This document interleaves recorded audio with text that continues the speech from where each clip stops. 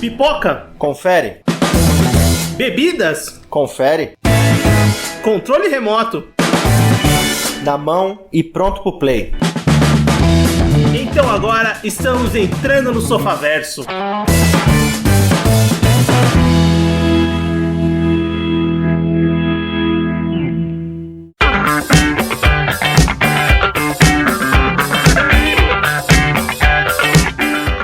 Muito bem, Sofaverso começando, voltamos para mais um episódio do seu podcast e hoje vamos falar de Sweet Tooth. E pra isso eu tô com o Everton. Fala pessoal, beleza? E só tô com o Everton. Eu sou o Vinícius. Hoje é só eu. E bem, vamos falar dessa série original da Netflix, né? Que tá sendo bem comentada, né? As pessoas estão falando bastante dessa adaptação de uma história em quadrinhos famosa chamada, do mesmo título, né? Sweet Tooth, que é uma HQ, né? Que é escrita pelo Jeff Lemire, escrita e desenhada por ele, né? Ele é o autor geral, o criador da obra, em que essa nova série original da Netflix se baseia, que estreou agora com seus 8 episódios no dia 4 de junho de 2021. E, bem, a maioria das críticas estão sendo positivas, a gente ficou curioso, foi assistir e, bem, acabamos gostando, né? Já adiantando um pouco nossa opinião. E principalmente na Netflix, que a gente veio do Legado de Júpiter, né? Que foi uma série também baseada numa HQ, e que é algo totalmente contrário, que é horrorosa. A Sweet Tooth, ela foi, digamos assim, bem vista e agradou bastante, sabe? Ela foi uma grata surpresa. Em meio a Netflix adaptando coisas que, tem coisas da Netflix são adaptações de HQ que não é novidade, a Netflix já tá fazendo isso, seja as séries da Marvel, né, que ela fez em demasia com coisas muito boas, como Demolidor, Umbrella Academy, que também é uma adaptação de HQ que foi bem comentada, né, eu não assisti ainda, mas as pessoas falam bem, e também tem essas tosqueiras aí, essas desgraças, tipo o Legado de Júpiter, que foi uma coisa dolorida, mas existiu, e já foi cancelado também, né. Mas agora, vamos falar de Sweet Tooth, que é essa nova série, e quem tá por trás desse desenvolvimento da série é o Jim Mickle, que é um cara que eu tava dando uma olhada no currículo, ele tem alguns filmes, assim, principalmente filmes na área de terror. Os filmes que ele tá fazendo são filmes até que, tipo, não tem uma popularidade tão grande, pelo menos eu não conhecia. Tem um filme chamado Cold in July, que tem uma boa aprovação, tem um chamado Onde Você Está, são filmes bem, tipo, bem desconhecidos, sabe? Também não conhecia, nunca vi nenhum desses filmes. Ele tem uma série que, em trabalho de série, eu vi que ele trabalhou numa série chamada Happy and Leonard. Não sei se você já ouviu falar, Everton, eu também não conhecia.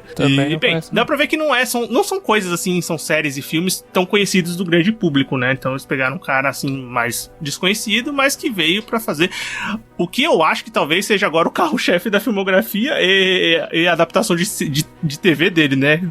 Certamente. Provavelmente vai ser o grande sucesso dele. E uma coisa interessante, por trás disso, tem aí sim nomes de peso como Robert Downey Jr., né? Tanto que nos trailers é colocado isso, né? Produtora do Robert Downey Jr. com a esposa dele, né? Sim, a Tim Downey, que é a produtora do Robert Downey Jr., com a Susan Downey, que é a esposa dele, tá por trás de toda a produção dessa série, né? Juntamente com a Warner Bros. Television, que é com quem eles sempre trabalham. Lembrando que aqui no Sofaverso a gente tem podcast que o Tim Downey tá na produção também, que é Perry Mason. Eles são os caras que estão por trás ali da produção de Perry Mason. E esse foi um dos fatores. Quando eu vi o trailer, eu falei, isso daí pode ser bem legal, porque a produtora fez uma das melhores séries do ano passado, né? Sim. Que foi a primeira temporada do Perry Mason, né? Não, sem dúvidas. E realmente, nesse caso, é um fator super positivo, né? E pra mim, continua se concretizando como um fator positivo. A produção tá lá, eles colocaram o nome deles, aparece bem grande nos trailers da Netflix. Tem uma coisa que eu não sei qual que vai ser a parada futuramente, que a Warner Bros. Television é quem é uma das produtoras também, né? E eu fiquei falando, Netflix, Warner Bros? Porque que rolo é esse, né? Visto, parece que o piloto, acho que chegou a ser produzido pelo Hulu, né? Sim. E no final eles não abandonaram o projeto e a Netflix pegou, né? Cara, deve ser uma briga de empresa meio maluca, sabe? Então não deve ser aquela exclusividade que vai ter as outras coisas da Warner pra HBO Max, sabe? Então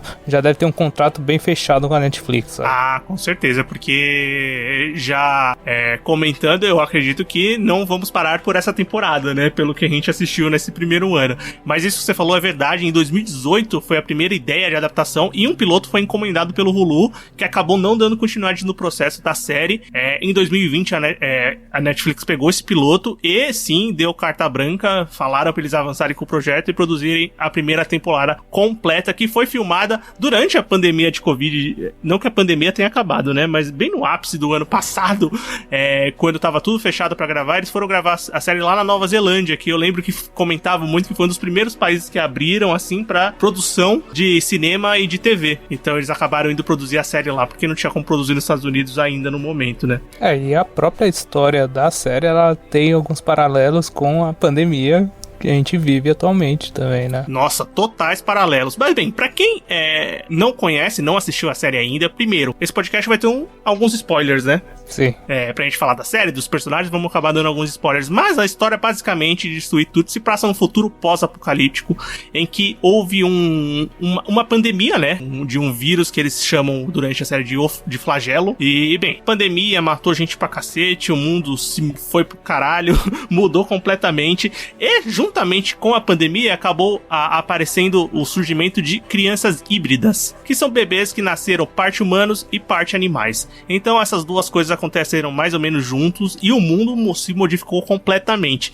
E na série a gente acompanha o Gus, que é um garoto de 10 anos, um garoto híbrido de 10 anos, é um menino cervo que vive ali na floresta junto com seu pai. E a partir daí a gente vai partir da jornada do Gus, né, nessa primeira temporada, que é uma primeira temporada que é bem baseada em mostrar o seu protagonista, mostrar como aquele mundo funciona um pouco, mostrar 2 núcleos paralelos, principalmente. 2 não, 3, né? O Gus...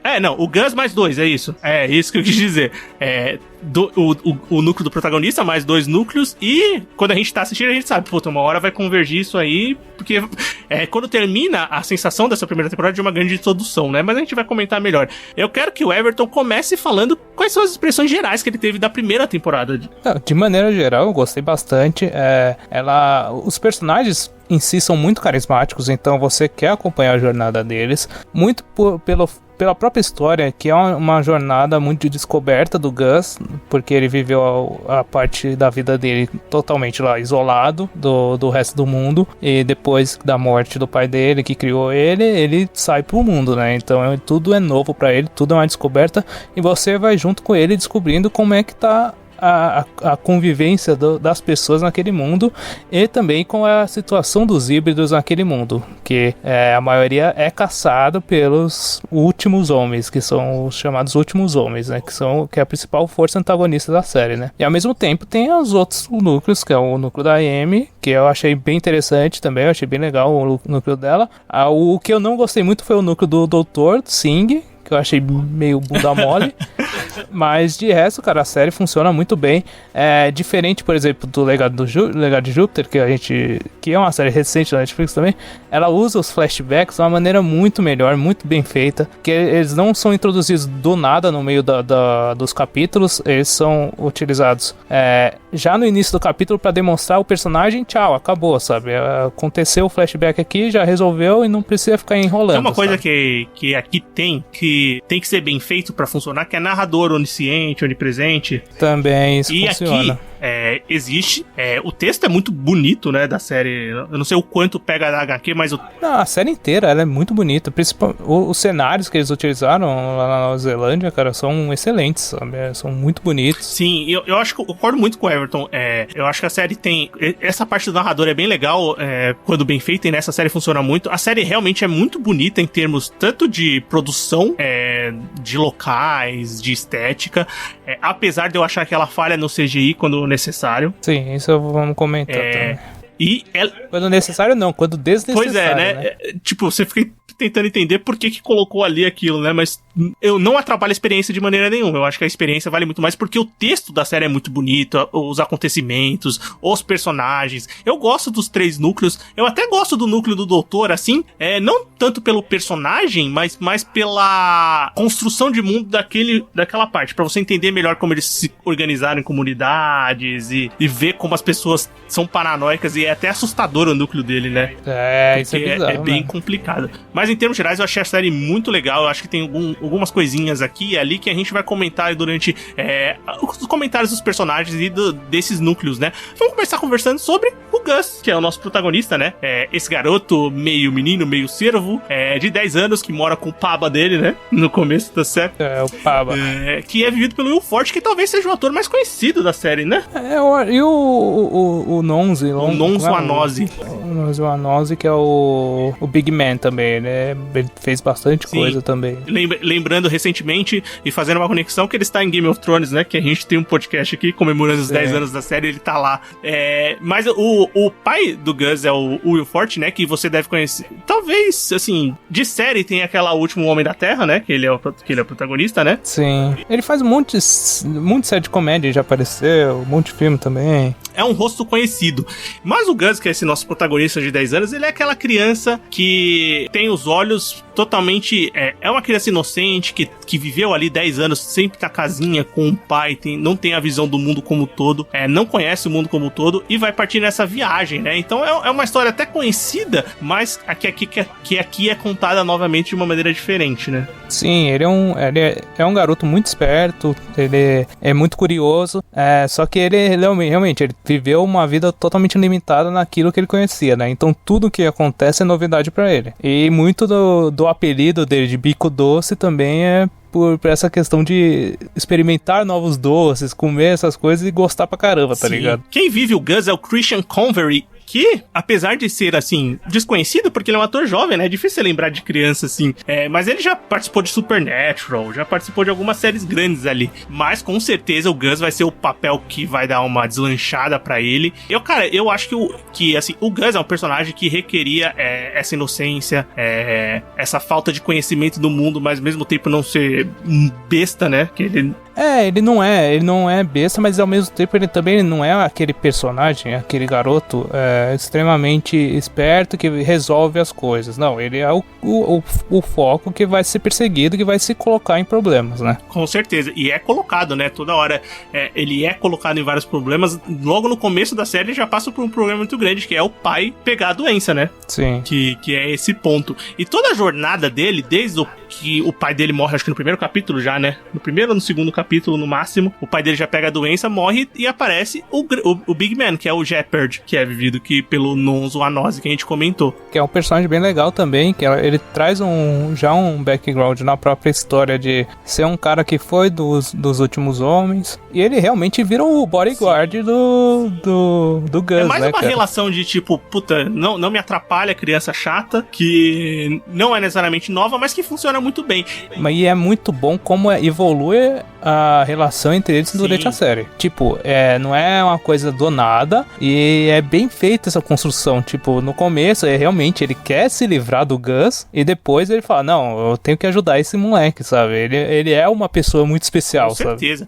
Esse fato de que, como a gente tem um protagonista aqui jovem, que vai ter essa história de superação, de ir atrás do objetivo e de conhecer o mundo, não só o mundo pós-apocalíptico, não é um mundo, ele nunca vivenciou um mundo que não seja aquele, né? Então ele vai ter que conhecer muitas coisas da vida mesmo. E a série constrói muito bem essas etapas, as pessoas que vão participando do caminho dele e o pensamento dele de chegar na jornada. Porque nesse começo, quando o pai dele é pego pela doença, a jornada dele com o grande homem, com o Big Man, que ele chama toda a série, o Shepard, é ir atrás da mãe dele, né? Ir até o Colorado, que ele vai em busca da mãe dele. Sem ter informação nenhuma, ele só sabe que a mãe dele tá no Colorado e ele tem uma foto dela, né? Isso que é legal, que já monta a jornada, né? Que é alcançar o objetivo, literalmente, né? A jornada da inocência. E o Gus é uma criança que, puta, eu acho que o Christian Convery, que é o ator, ele manda muito bem, eu acho. Ele é muito bom, ele é muito bom. Ele... Uma coisa engraçada que eu tava dando uma lista, cara, o moleque torce pro Atlético Mineiro, que aleatório pode ser isso?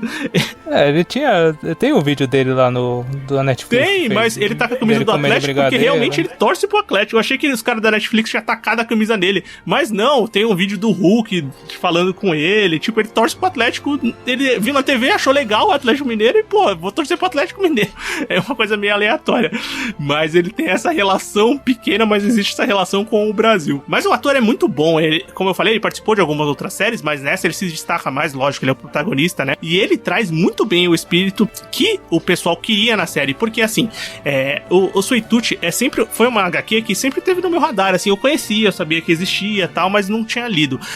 Antes de gravar o podcast e logo após ver a série, eu fui dar uma lida nos primeiros capítulos da HQ, né? Pra ver como é que era uma adaptação, porque falaram que realmente é uma coisa bem adaptada. Porque o clima da HQ é muito pesado. Muito mais pesado do que a série. A série, apesar de ter um clima de quase conto de fadas, é uma coisa leve, é uma jornada ali com o Gus, que é esse garoto inocente de 10 anos, tem umas cenas assim e umas coisas bem pesadas do mundo que eles estão vivendo, principalmente na parte do doutor, que nem eu comentei. Ela tem essas coisas pesadas, só que já não...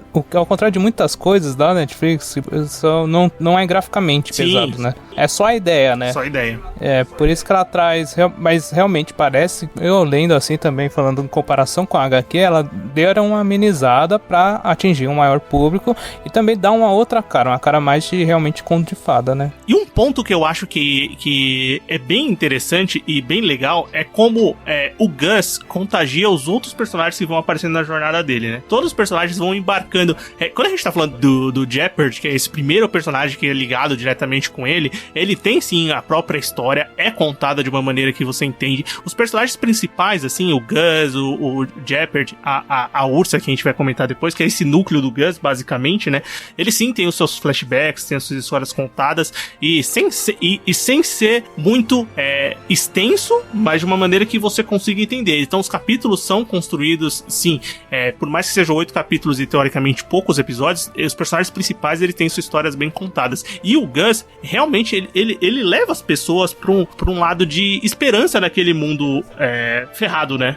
Porque ele não é só o ator que é carismático, mas o personagem é carismático naquele mundo, né? Sim. Então, nesses primeiros episódios da série, que segue só o Gus e o Grande Homem, a gente conhece mais do mundo, né? Da parte. Ele tem logo no começo, assim, o terceiro episódio, que é o que o Jeopardy quer se livrar do Gus, né? Porque basicamente ele tá ali, mas quer se livrar do Gus, né? E que é o episódio do trem, é um episódio que eu gosto muito, eu acho muito legal aquele episódio. Eu acho o segundo muito legal por aquela família. Nossa, é verdade, tem esse episódio. Aquilo é bem tocante, a parte da mãe lá da família, vendo o Gus, vendo que ele é uma criança híbrida, tomando susto no começo, mas depois percebendo que ele é uma criança normal, tem esse tá ligado? ponto que as pessoas têm medo dos híbridos, né? Porque porque eles não sabem como funciona, eles com a né? pandemia, com a doença. E aquele detalhe que ele é um híbrido que fala, né? Sim. Que não era comum, as pessoas não tinham visto isso, né? Esses começos, assim, esse que é um negócio legal da série. Apesar da série ter um tom leve, eu comentei que tem algumas coisas que são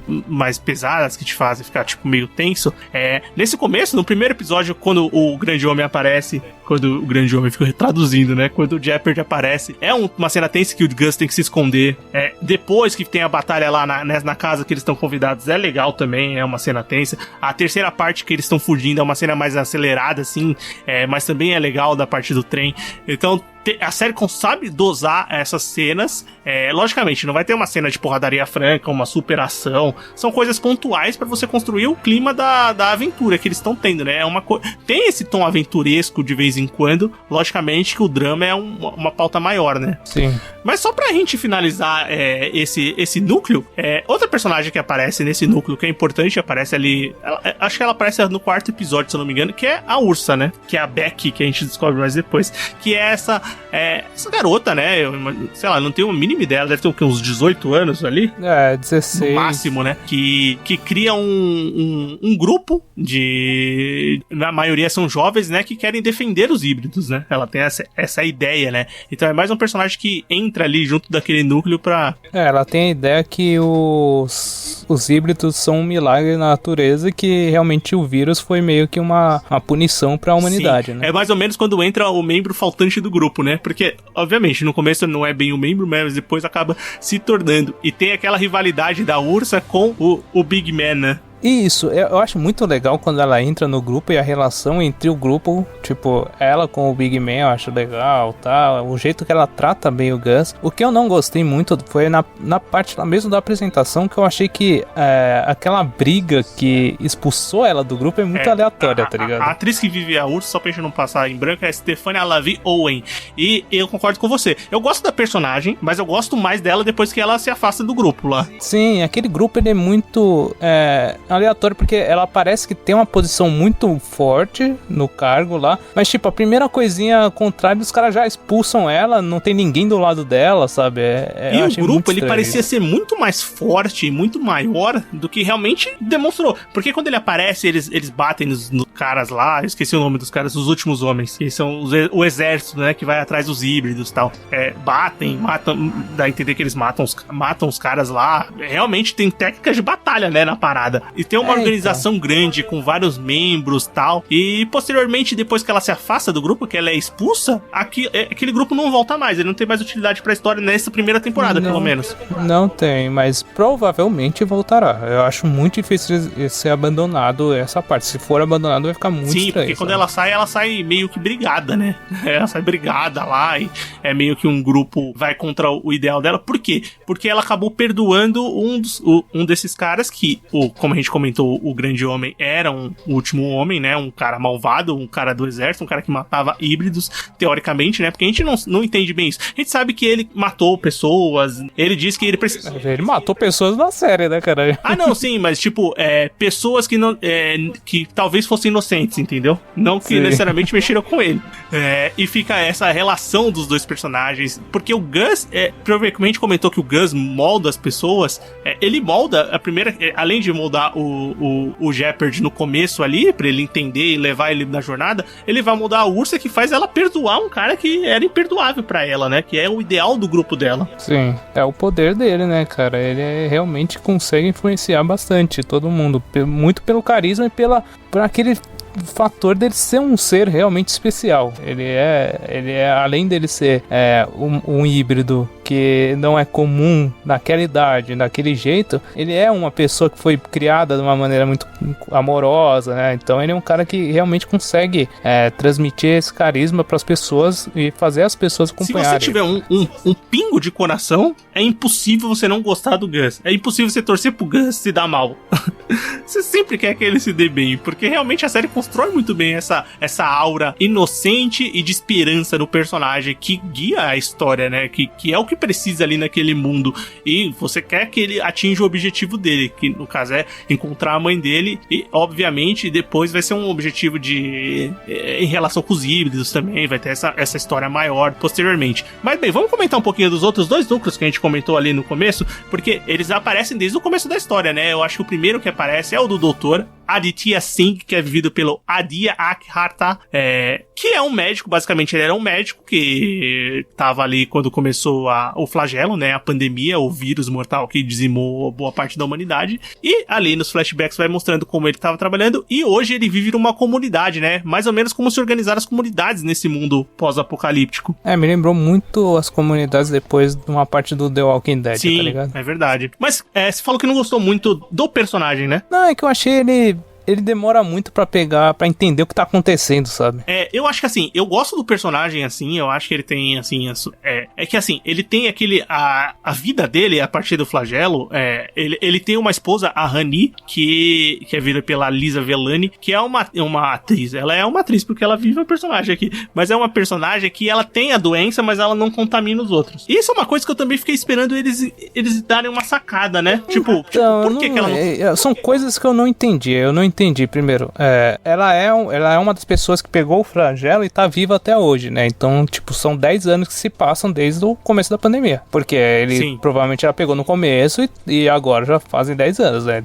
E eu não sei se ela não contamina de fato, ou se ela não contaminava quando ela tava sendo vacinada lá por aquele remédio lá. Aquele remédio eu também não entendi se ele era só um experimento que estava sendo feito nela, ou se era em outras pessoas também. Pelo que eu entendi, aquela doutora, durante a série tem a doutora Gladys, que é uma doutora que conhece o Sig, Dr. Sig, né, e posteriormente vai passar pra ele, né, as pesquisas e tal, mas é uma médica ali da comunidade comunidade, né?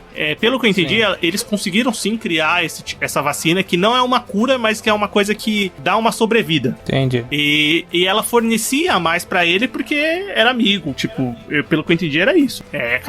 Acabava fornecendo essas doses. Porque eu penso nisso, porque depois, lá no final, quando o General Abbott pega eles lá, ele fala assim, então essa é a Jen Doe, que é tipo a primeira, tá ligado, a ser o teste, né? Então eu não saquei direito o que foi. Eu não sei se ele tava falando que, tipo, ela já era o que tava sendo tratada, ou ela ia ser o que eles iam usar como teste pra ver se ia achar a cura definitiva. Mas eu acho que fica meio confuso isso mesmo. E também, eu fiquei, não confuso, mas fiquei pensativo nessa parte de não contaminar ninguém. Também achei que, tipo... Então, eu não entendi também, porque assim, durante a série, eles vão pra uma festa, né, lá na comunidade, e ela cumprimenta lá o cara, né? E o cara depois fica doente, né? Fica doente durante a festa e fica doente, né? Então você não sabe se foi ela que contaminou, ou se ele já tava, né? Ou se ele já tava, né? E os caras lá naquela comunidade, eles resolvem as coisas de uma maneira mais assustador como eles resolvem as coisas, porque assim... Midsommar, tá ligado? Eles simplesmente tacam fogo. Eu achei... Uma das cenas mais fortes, assim, da série é justamente uma dessa festa, quando eles vão pôr fogo num personagem que tem a doença, simplesmente eles queimam a casa e ficam assistindo aquilo, né? É bizarro, porque eles amarram o cara, deixam o cara consciente e ficam cantando uma música bizarra lá dos amigos da vizinhança. É tipo essa música do fim do mundo, tá ligado? E eles ficam assistindo aquilo e é meio... É pesado, tipo, você fala, caralho, essas pessoas perderão a humanidade total, né? Porque por mais que elas tenham medo de uma doença super contagiosa, dava pra fazer de outro jeito, tipo, né? precisava pôr fogo na casa inteira. É tipo aquilo, pra você não ter nenhuma chance de contaminação e também não ter nenhum apego pela vida daquela pessoa que tava convivendo com eles na vizinhança por todo esse tempo, né? Eu vou te falar que eu gosto quando a síndica lá do bairro toma um coice e morre. É legal. Porque tem essa personagem que desconfia, né, da Honey. Mas basicamente o Dr. Sig, ele é esse personagem que tem um amor muito grande pela esposa, então ele vive a vida toda dele baseada ele é um bom nisso. Esposo, então todas as ações né? dele são pra proteger ela, né? Mas é um núcleo que eu gosto simplesmente muito mais por essa parte de mostrar o mundo. O personagem, ele tem aquela dúvida médica de tipo, puta, eu tenho que tomar ações que talvez não sejam humanamente aceitáveis, mas para um bem maior. Sim, é porque quando ele vai analisar lá as pesquisas, ele descobre que o remédio que eles utilizam lá para dar a sobrevida, ele é feito a partir dos híbridos, né? Alguma coisa da medula lá dos híbridos. É isso mesmo. Mas é um personagem que eu gosto até. Eu até gosto dele.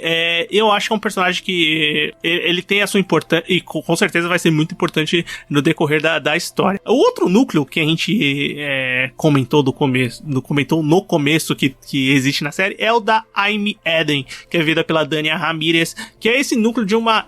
Eu não lembro a profissão dela, acho que ela é uma psicóloga, né? Dá a entender. É uma terapeuta. É uma terapeuta, psicóloga, que quando mostra o flashback dela, ela tá lá no consultório e tem a pandemia, as coisas começam a desandar e ela vai ficando lá. E tem até essa cena, eu até fiquei animado com o CGI da série quando tem essa primeira cena dela que ela sai e tem os elefantes. Eu falei, caralho, os elefantes estão legais, mano. Eu acho que vai ter mais coisa aqui. E posteriormente ela acaba vivendo no zoológico, né? E essa pessoa que uma outra pessoa que adota um híbrido, né? Sim, ela descobre lá, ela acha a Wendy, né? A Wendy, que é outra criança, ela meio humana, meio porco. É até chamada de Rabicó, né? Também é chamada de... e também é outra personagem extremamente carismática. Nossa, demais. A Amy eu gosto muito. Também, eu gosto pra caramba do núcleo dela. E é um núcleo que não existe na história de quadrinhos. É um núcleo criado pra série. E, puta, pra você ver que uma adaptação foi muito bem feita, porque é um núcleo que encaixa muito bem na história que tá sendo contada, né? Sim, ela é legal que é aquela ideia. Pelo que eu achei que foi aquela ideia, tipo, ela tava... Quando mostra o flashback, ela tá meio assim, não gosta muito do trampo, tá ligado? Meio perdida. E ela acaba achando uma motivação de vida depois que o mundo foi pro caralho, né? Nossa, totalmente isso. Depois que o mundo foi pro caralho, ela encontra uma motivação. Eu acho que ela começa... o que dá a entender é que ela tem uma conexão com a natureza muito forte, por isso que ela vai pro zoológico e ali ela começa a ver o mundo de outra forma. Aí depois, quando ela encontra a Wendy, né? Que a Wendy é deixada pra ela, aí mais ainda, né? Ela começa ela se conecta conecta com o híbrido e ela vê que os híbridos não são necessariamente uma coisa realmente ruim, né? Que não tem relação nenhuma com o problema, não necessariamente não são a causa. E posteriormente ela vai criar a reserva pros híbridos, né? O lugar seguro, que aparece desde o começo da série, mas que vai ser mostrado só depois da formação, né? Porque é aquilo, tipo, eu acho que as linhas não são exatamente ocorrendo ao mesmo tempo, né? Não, na parte da Amy também tem o outro personagem que aparece, é o Bob, né? Que é o garoto topeira. Ele lá. É muito feinho. Que, mano, isso pra mim eu achei meio zoado, velho. Porque assim, eu não saquei. Ele é um híbrido e tal, mas, mano, ele é um híbrido muito pra lá do animal, tá ligado? Então, ele é muito pro lado do animal e eu também não curti. Eu não sei se ele é computação gráfica, se é. Não, parece que ele é, tipo, meio animatrônico, meio Baby Yoda. Só que aí eles botam o olho dele digital. Aí ficou muito fica aquela coisa estranha, tá ligado? Eu não curti muito ele, não. Eu também não curti, feio, não. né? Acho que era mais legal se tivesse um híbrido, de fato, ali, como a Wendy ou como o Gus, que eu acho que funcionaria melhor. Eu acho que até eles criaram ou foram pra ideia de colocar É que eu não sei se na HQ tem esse personagem, né? Pode até existir. Eu acho que tem. Mas colocar aquele bichinho fofinho, que pra criar um tipo de relação. Também, pode ser, eu acho que... cara? Pode ser, mas eu acho que ele foge muito do restante dos híbridos, né? Sim, foge totalmente. Eu também não curti muito, não. Porque o personagem, assim, não tem nem o que curtir ou não curtir. Ele é aquele personagem inocente, que é bem mais animal do que humano, né? Mas que tá aprendendo a falar aos poucos com o Andy e vai ser o pontapé inicial pra você criar a reserva ali, junto com a Amy, que vai perceber que ela pode dar uma segurança e tal.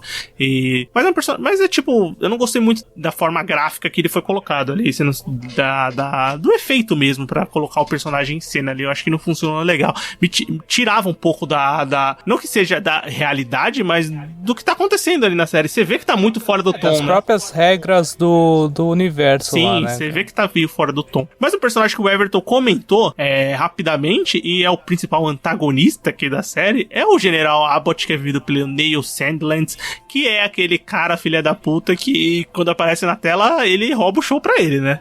Porque ele é caricato. Mano, caramba, ele apareceu na tela, eu falei, o Robotnik, tá ligado? Ele é o Robotnik. Sim, é isso mesmo. Mas é isso, é pra ele ser caricato mesmo, sabe?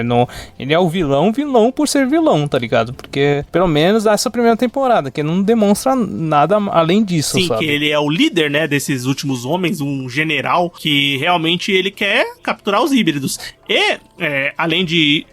primeiro ele vai capturando os híbridos e depois ele vai atrás do Dr. Sig pra que ele faça que ele estude, né, pra criar uma vacina, né, uma vacina definitiva, e pra isso ele precisa dos híbridos vivos. E depois, posteriormente, ele vai saber que existe o Gus, né, que é esse híbrido mais importante, porque aí é a resolução da série, né, dessa primeira temporada. Porque a série se presta a mostrar o começo da jornada do Gus, mas mostrar de onde o Gus veio, né, por que ele é tão importante, porque ele é um personagem que ele vai ser não é o protagonista simplesmente porque a história tá contando pra ele, mas ele tem uma importância pro mundo. Sim, e também essa ideia do general, ele meio que ele que junta as linhas da história que estavam separadas, né? Sim. É ele que vai lá e pega o doutor, é ele que vai lá na reserva, ataca a reserva e sequestra as crianças, e ele que pega o Gus depois, né? Ele que junta todas as histórias, né? Eu não sei se você ficou pensativo, porque assim, a Amy, ela sabe que existe esses últimos homens, né? Ela sabe disso. Dá pra entender isso durante a série. E ela distribui o folhetinho lá com o local que eles têm lá. Não tem um local, né? Só tem não tem um local, né? Ela só avisa que existe o local. Aí, tipo, o cara meio que... Tanto que eles mostram lá que ela recebe as chamadas e o cara fala, não, eu posso deixar não sei o que em tal lugar.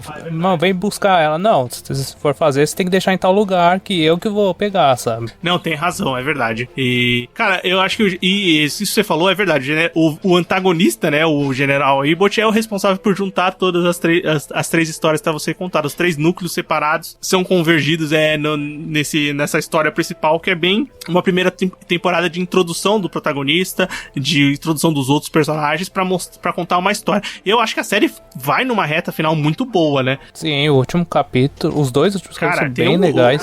Eu acho que é o último ou o penúltimo, mas assim, os dois últimos capítulos são bem legais porque o penúltimo capítulo é o que vai contar o passado do pai e da mãe do Gus, né? teoricamente, né? Sim. Que é um capítulo muito legal, é um capítulo que você entende a formação daquele mundo, vai mostrar a Bird, que é a Amy Seymetz, que é teoricamente a mãe do Gus, né? Mas a gente descobre que não é bem assim, né? Que ele é um bebê de Basicamente, proveito, né? ele foi um experimento, né? E tem todo esse ponto que é contado. É um capítulo de flashback que funciona. Esses capítulos de flashback na série, como a gente comentou, eles são, sim, muito bem feitos. Eles são importantes pra você entender o personagem. Eles não são cansativos, porque eles são feitos de uma maneira que eles estão muito introduzidos na história. Você tá realmente curioso em saber o que gerou aquilo, da onde eles vieram e o que vai acontecer posteriormente. E esse sétimo e tal, o sétimo tem a parte do flashback, mas eu acho a parte que o general chega na reserva muito legal, porque a Amy faz todo aquele plano, tem aqueles fogos, é muito isso bonita é bem legal. E emocionante aquela cena. Aquela cena é legal, cara. Tipo, é um plano simples, funciona muito bem, sabe? Aqueles últimos anos, homens são meio bundões também, tá ligado? Muito. Por isso que é muito caricato eles, eu acho, sabe? Não, total, também acho. Só que eu acho o plano dela depois das crianças, eu acho meio... Eu não entendi muito bem, porque, sei lá, mano, ela guiou as crianças pra um lugar que, tipo, aparentemente parecia muito perto, tá ligado? De onde eles estavam. Fiquei pensando nisso. Então, os caras alcançaram muito fácil aquilo. Ela roubou a roupa de um cara. Tipo, ou ela já tinha, ou ela roubou de um cara ali na hora, né? Que eu acho muito difícil. Eu também... outra coisa também. A parte final do Gus, quando ele acha lá o helicóptero e tal, ele tenta se comunicar com essa reserva, né? E, na verdade, quem atende, quem pega ele depois lá é o General Abbott, né? Que responde. E antes disso, eu acho muito legal a interação dele com o Shepard. Essa cena é muito legal. Porque é a parte que o Shepard vai ter o flashback do Shepard, né? Sim, aí ele faz aquela ligação, fala, quase abandonei meu filho e minha esposa. Quando eu voltei pra lá, eles tinham sido capturados, tinham sumido, né? Então, tipo, ele guarda essa mágoa ainda pra ele, e ele meio que, daquele ponto, ele fala, não, agora eu e você, Gus, a gente vai ficar junto, de redenção do que ele quase fez, não chegou a fazer, mas é uma espécie de redenção, né? Segunda tentativa de uma pessoa que ele gosta não ser perdida, né? Sim, aí ele é atingido. Aquela cena eu falei, caralho, o que aconteceu? Caramba, eu fiquei assustado. Por um segundo eu achei que ele ia morrer, tá ligado? Que ia ser, tipo, bem assim, pô, como assim? O cara morreu? Não, aí depois dá pra sacar que ele não ia morrer, sabe? Mas eu fiquei, cara, mas quando tem a explosão, eu não entendi nada, né? Eu falei, caramba, o que aconteceu? Aí depois eu vejo ele com a bala, eu falei, puta, meu. Porque não é a Netflix, não é o tom da série, tomar um tiro na cabeça, cair do lado. Essa é uma cena que realmente dá pra ver que o tom não era esse, sabe? Porque porque na HQ, nada, justamente, o tom é diferente, o tom é muito mais pesado. O Shepard, por exemplo, na HQ, ele é um cara que dá auxílio pro Gus, mas ele é um grande filho da puta. Ele quer foder o Gus na série. Ele é um jogador de hóquei na série, na HQ, na série ele é um ex-jogador de futebol americano, né?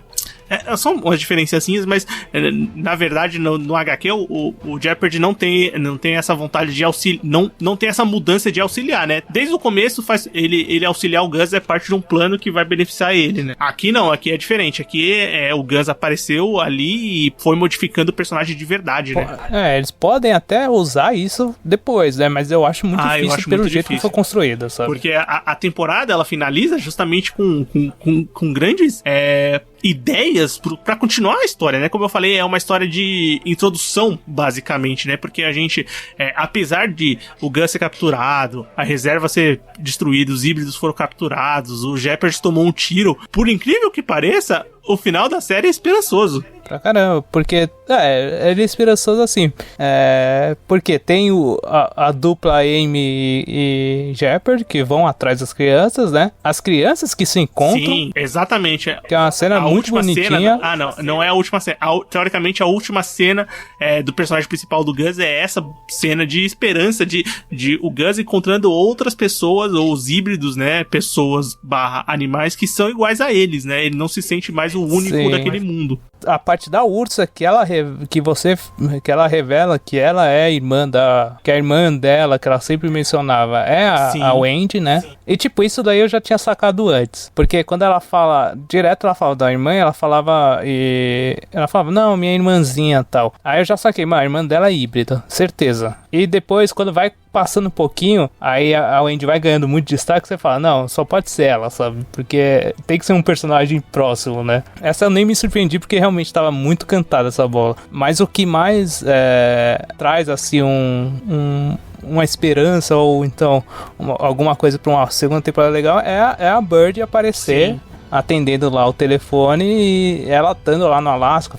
provavelmente fazendo alguma pesquisa relacionada a isso, sabe? Eu acho que um personagem, eu realmente acho, não, concordo com você, eu acho que todos esses pontos aí são interessantes. O da Bird é muito interessante, porque realmente eu acho que ela deve estar fazendo alguma pesquisa muito louca lá, mas se ela souber que o Gus realmente tá vivo, ela vai querer saber onde ele tá, vai querer ir atrás dele.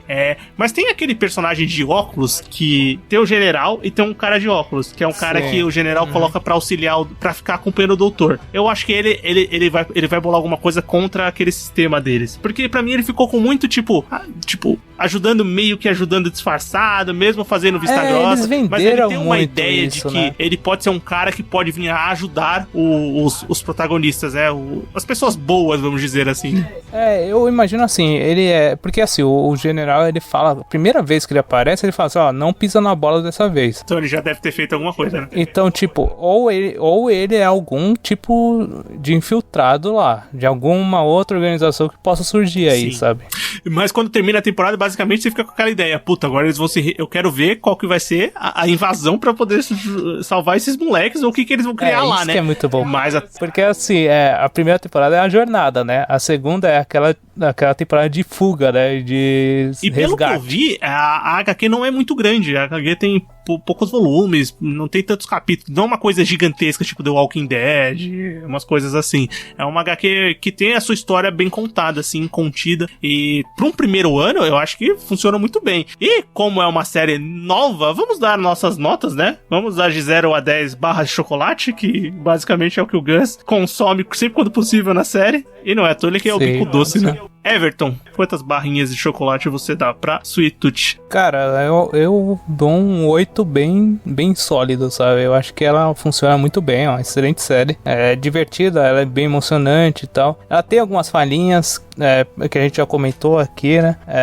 Uma parte que a gente não falou do CGI, que a gente meio que xingou uma hora, foi principalmente quando aparecem alguns animais. E uma cena específica que eu acho horrorosa, que eu achei bizarra, que eu não entendi porque aconteceu, é quando o Gus tá correndo na floresta e vem aqueles cervos do lado dele totalmente mal renderizados e bizarros. É o que eu não entendi aquela cena, velho. Nos primeiros episódios da HQ já tem, porque é criar a relação do Gus, que ele não é só um humano, ele também é um animal, né? Com o animal que o representa, né? Mas na HQ eu acho que funciona melhor. Aqui eles colocaram de uma maneira meio jogada, então ficou meio bizarro. Não funciona também pra fazer isso na série, né? Mas de modo geral, cara, ela é muito legal. E traz aquele cliffhanger que você fica ansioso pra assistir a segunda temporada, cara. Porque a história funcionou muito bem na primeira e você se apega aos personagens. Então você quer saber o que vai acontecer. Eu concordo com você, cara. Eu vou até dar a mesma nota pra gente ficar com 8 aqui pra Sweet Tooth. Porque eu concordo que realmente tem esses pontos. O CGI, eu acho o CGI do tigre, quando aparece o tigre, bem ruim também. Você vê ali que tá mal feito. Mas eu acho que são coisas que não atrapalham a experiência da série. Tipo, você vê ali, mas a jornada que tá sendo contada, os personagens, você quer saber o que tá acontecendo, é tudo muito bonito, os cenários e tal. Então eu acho que isso tudo se sobrepõe a alguns aspectos negativos. Apesar de ter esses pontos na história que eu achei, que a gente comentou aqui, que talvez possam ser mais explicados futuramente, mas agora nessa primeira temporada ficaram mais nebulosos. Mas com todos os personagens juntos, partindo numa jornada, eu acho que é uma série que deixa uma temporada muito interessante, uma primeira temporada muito interessante, e que tem muito a acrescentar numa futura temporada, que eu quero crer que a Netflix vai fazer, né? Não vai cancelar, né? Pelo amor de Deus. Esperamos que não, dona Netflix. Mas o Itute, então, fica com nota 8 aqui no Sofaverso. E bem, vamos pro bloco final? Vamos. Recomendações, críticas e o que mais vier à nossa cabeça agora no bloco final.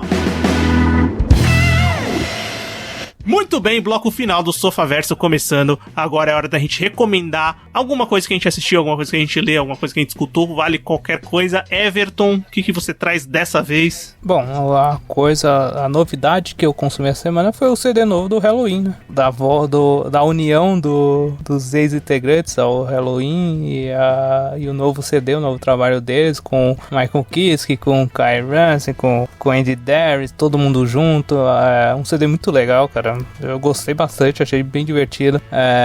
E realmente é uma união que a gente esperava ver em outras bandas, né, cara? Mas geralmente quando as bandas se separam é por treta, né? Sim. Então é muito difícil isso acontecer, foi uma treta né? meio estranha essa do Halloween, na verdade. Foi muito mais porque o Michael Kiske não queria heavy metal mais, cantar heavy metal. Enfim, foi uma coisa meio nebulosa. Mas nem ele sabe direito porque que eles ficaram tanto anos sem se falar. Mas, cara, eu também achei o CD muito legal. É um CD muito esperado. É um CD muito celebração de toda essa jornada, né, do Halloween, da turnê. Você percebe, então, tipo, eu acho que é um CD... As características de cada etapa, de cada fase, eu acho que o Halloween tá fez esse CD... se a pessoa não é fã de Halloween, não vai gostar desse CD, porque não tem nada diferente que o Halloween já fez. Mas é um CD que o fã do Halloween, quem é fã mesmo, vai adorar, porque ele entrega tudo que o pessoal tá esperando de um CD do Halloween, com os 2 vocalistas, com os 3 guitarristas, com aquele monte de coisa acontecendo. Bem, o que eu vou recomendar hoje é um filme da Netflix, filme original da Netflix chamado Oxigênio. Esse filme é desse ano, é um filme francês. Basicamente, o filme é protagonizado pela Melanie Laurent, que você deve conhecer lá do Bastardos Inglórios, a Xoxana, Au revoir Xoxana. Sim. Au revoir Xoxana. Mas ela vive a Elizabeth Hansen, que acorda numa câmera criogênica e não sabe por que ela tá ali, da onde ela veio, e basicamente a história do filme é essa coisa fechada dela tentar entender onde ela tá, pra onde ela... o que ela tá fazendo ali, né? Quem colocou ela ali, por que ela tá ali, e o oxigênio dela tá, obviamente, no estágio muito baixo, vai acabar, ela vai morrer, então ela precisa descobrir rapidamente o que ela tá fazendo ali. Então é aquele filme de suspense. Aquele enterrado vivo. É tipo enterrado vivo, é exatamente essa pegada. Mas é aquele suspense. A Melanie Laurent, que é a atriz, ela manda muito bem no filme, você fica realmente muito tenso assistindo, até descobrir toda a história. E é um filme francês, dirigido pelo Alexandre Aja, e, bem, recomendo, tá lá na Netflix. Ele é um filme francês, mas a coprodução é americana, então é aquele bem bolado que a Netflix lança. O filme saiu no dia 12 de maio na Netflix, né, e tá disponível aí pra você assistir, vale muito a pena. E é isso, né? Certo. Comentamos sobre Sweet Tooth, espero que você goste do episódio. Se você assistiu a série, espero que você escute o episódio, conversa com a gente se você concorda ou não com as nossas análises, as opiniões e comentários. Se você não assistiu a série ainda, eu acho que corre, que vale a pena assistir, tá lá na Netflix completa essa primeira temporada. E se você quer continuar escutando os podcasts do Sofaverso, entra no nosso site sofaverso.com.br, toda semana tem episódio novo, todo domingo mais especificamente tem episódio novo. Se você procurar nos agregadores de podcast, nós estaremos lá, seja Spotify. Se você, por acaso, não segue o Sofaverso no Spotify, clica lá no seguir, que vai ajudar muita gente. Spotify, Deezer, Google Podcasts, Cashbox, onde você procurar o Sofaverso, você vai achar. Quer conversar com a gente? Nossas principais redes sociais são Twitter, Sofaverso, Instagram, Sofaverso. Quiser mandar um e-mail pra gente, é podcastsofaverso@gmail.com. Quer conversar com a gente? Temos um grupo no Telegram, tem um link de convite aqui no post do episódio. E é isso, né? Semana que vem a gente se encontra pra mais um episódio. Valeu! Falou, até semana que vem.